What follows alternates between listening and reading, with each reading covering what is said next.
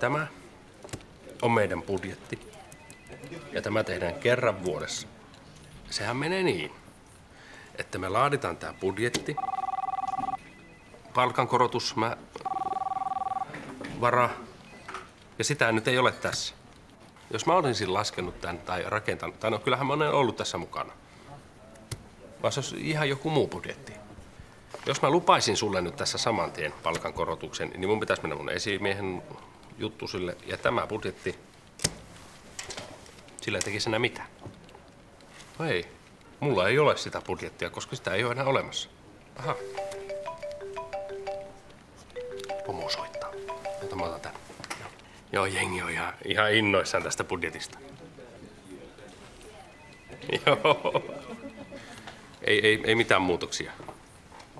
Anteeksi, mä kysyn tässä välissä vaan sulta, että ootko sä miettinyt yhtään sitä Saksan messuja, jos lähettäisiin?